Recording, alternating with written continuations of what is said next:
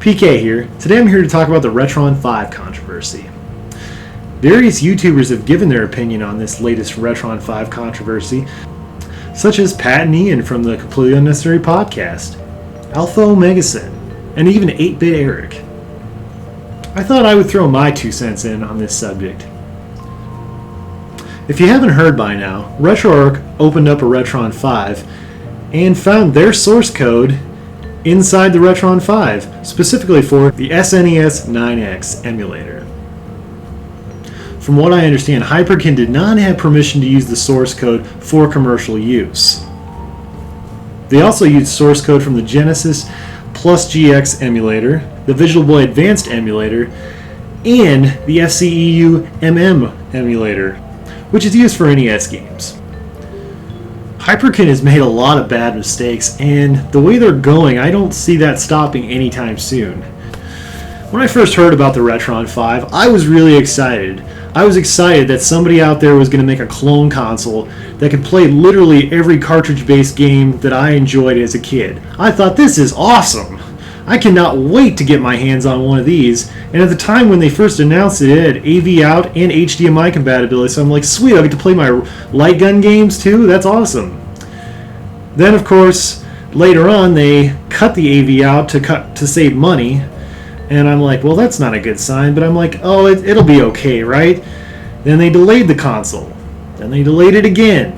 Then I think they delayed it one more time, maybe. I'm not sure. After the first delay, for me, the writing was on the wall. I was like, forget it. I'll just play my games on their actual consoles at this point. Some people out there are really glad they got one, just because they're afraid it's going to be pulled off the shelves pretty soon.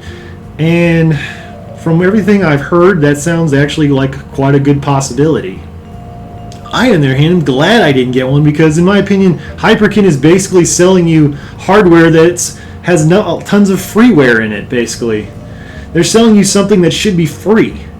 Not only that, they're selling you freeware that is jailed and restricted. They're selling you hardware that won't even let you play all your games on it. What's really ironic, too, is they won't let you play flashcards on there because they're worried about piracy. Piracy. What do they think they are doing exactly? I respect what Hyperkin was trying to do in creating an amazing clone console, but I do not agree with the methods they chose to use. I know hindsight's 20/20, but they could have done so many things different. They could have not announced it to begin with when they did. They could have said, hey, it's coming out in 5 years. They could have asked permission to use the various emulator source code they stole. They could have spent 5 years making this and improving the compatibility and the build quality. Instead, they released a system that needs constant updates. What retro gamer needs constant updates on a system? I mean, we already have a PS3 or an Xbox 360 or even a Wii. Wii's even need updates sometimes. So why would we want a system based in Retrocity that needs constant updates? That's just my opinion. And who knows how many more updates are even going to come out for this thing now that they're having these kind of problems. I hope Hyperkin does get their stuff together, and I hope they fix this emulation situation they got going on. What's your thoughts on this? If you bought a RetroN 5, do you feel a little betrayed? Or are you like so many others who are like, well, we knew there were emulators built into it, it is what it is? Do you think Hyperkin should pay to use the rights of the emulator source code that they stole? Or at the very least, acknowledge the existence of the emulator source code that is on their system? Please comment below. I would like to hear what you think. And give me a thumbs up or a thumbs down, depending on how you felt about this video. Thanks for watching, and keep on gaming.